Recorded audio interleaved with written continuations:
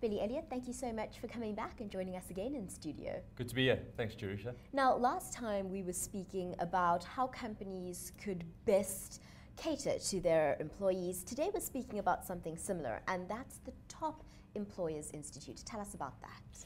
Yeah, we're an HR global certification organization that's headquartered in the Netherlands, and quite simply we specialize in certifying organizations for the conditions that they put in place for employees.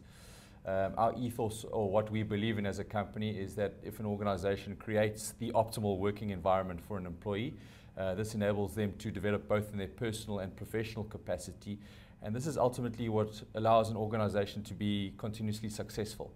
It's a significant year for us as an organization in that it's the 25th year that we've been recognizing excellence in HR.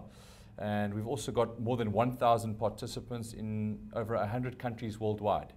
So it's special times for the Top Employers Institute. Now, this is particularly exciting for South Africa because you very recently announced the Top Employers in South Africa.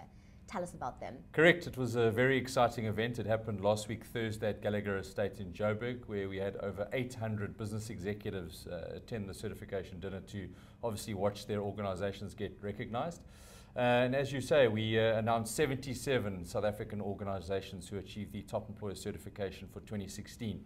And obviously, we're very proud of each and every single one of those brands. Now, what does an organization need to do to get that certification? Lots. The actual research process is conducted over a six-month period, so it's very rigorous and intense. It's a global certification program that is ultimately governed by a very strict and standardized process, which all companies around the world have to adhere to.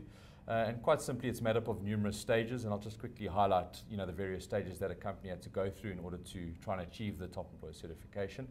But quite simply, an HR executive or an HR leadership team is required to complete what we call our HR best practice survey, which is focused on the development side of how they are developing their people within the company. So we look at the policies and the practices that they have in place to ultimately get the very best out of their people. We don't look at what the staff sentiment is or what the opinion of the employee is. That's very different. So we apply more of an objective research methodology. Our survey has got 9 topics, which looks at various areas of HR. It has over 100 questions and some 600 answer options, all specific to the development of people.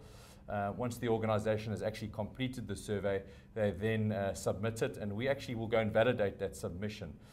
So we look at the way that they've answered the survey, we'll look at the supporting documentation that they had to supply to actually substantiate that they do indeed practice what they preach.